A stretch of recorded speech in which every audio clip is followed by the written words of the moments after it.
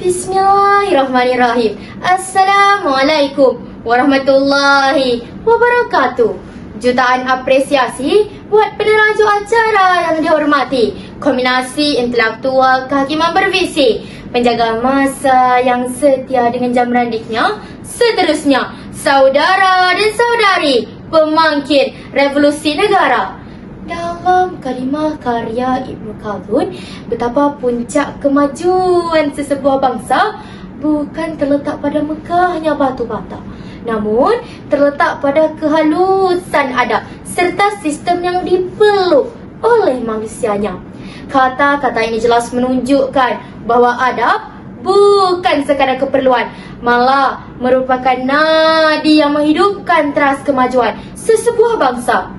Justru, yakin dan percayalah dengan mauduk pidato yang berbunyi budaya salam pemangkin ukhuwah ummah.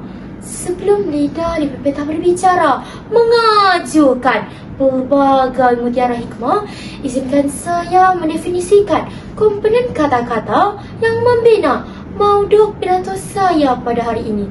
Menurut Kamus Dewan edisi keempat, budaya merupakan cara hidup dan amalan yang menjadi kebiasaan dalam sesebuah masyarakat.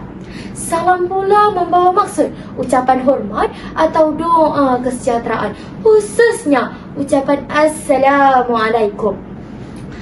Pemangkin pula ditakdirkan sebagai sesuatu yang menggerak, mempercepat atau mencetuskan sesuatu perubahan, manakala ukhuwah ummah pula ditakdirkan sebagai hubungan persaudaraan umat Islam secara keseluruhan tanpa mengira bangsa, usia maupun latar belakang. Secara generalisasinya, frasa budaya salam pemangkin ukhuwah ummah membawa pengertian bahawa amalan salam yang dijadikan budaya hidup masyarakat berfungsi sebagai pemangkin kepada pengukuhan hubungan sesama Islam, pemeliharaan kesejahteraan negara serta pemacu kepada pembinaan citra Malaysia yang berakhlak.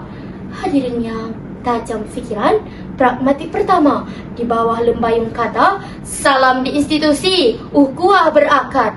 Hal ini dikatakan demikian kerana apabila budaya salam dijadikanlah amalan rasmi kepimpinan, adab tidak lagi bersifat peribadi. Sebaliknya, menjadi budaya dalam sebuah organisasi. Sebagai manifestasi inisiatif proaktif yang digerakkan oleh Yang Berhormat Senator Dr. Zulkifli Hasan, Menteri di Jabatan Perdana Menteri Hal Ehwal Agama, melalui kempen Sebarkan Salam, membuktikan bahawa salam bukan sekadar ungkapan verbal, malah merupakan instrumen penyatu sosial yang bersifat transformatif dalam memperkukuh hubungan sesama umat Islam. Bak kata peribahasa, harimau mati meninggalkan belang, manusia mati meninggalkan nama. Natijahnya, rakyat tidak lagi melihat kepimpinan sebagai autoriti yang jauh, sebaliknya sebagai amanah yang dekat dan dipercayai. Inilah wajah kemampanan negara madani, sebuah negara yang tidak berdiri semata-mata atas kekuatan undang-undang, namun bertahan atas kekuatan hubungan sesama Islam yang berakar dalam adab dan nilai. Maka jelaslah bahawa kerajaan merupakan tunjang utama dalam memartabatkan budaya salam sebagai asas pembinaan ukhuwah ummah serta kemampanan negara madani.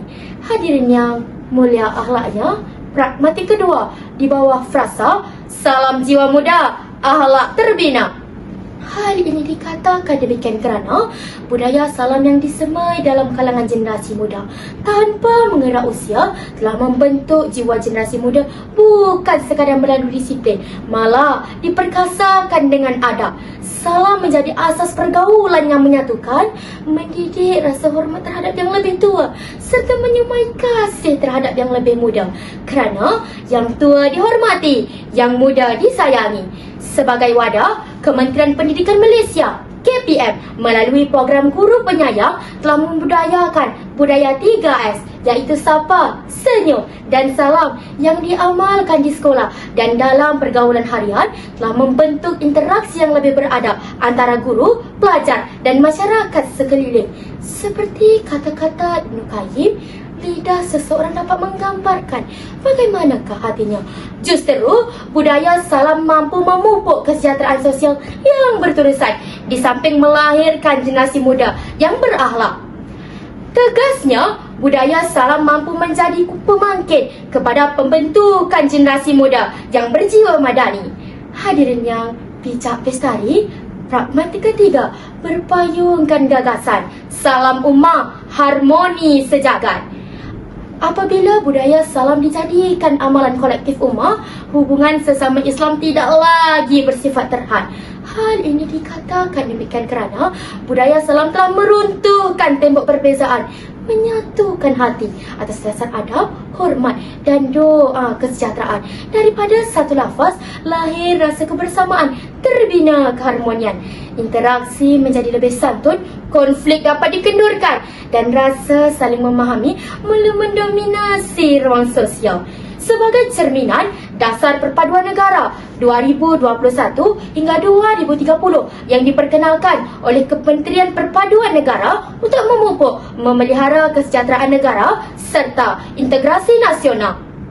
Dampaknya, budaya salam yang diamalkan secara konsisten dalam kalangan masyarakat seperti ucapan Assalamualaikum bukan sekadar pembuka bicara, malah menjadi media mendoakan kesejahteraan antara satu sama lain selaras dengan tonggak Malaysia Madani. Sesungguhnya, budaya salam merupakan tunjang utama dalam melahirkan masyarakat yang sejahtera serta pembangunan negara yang madani.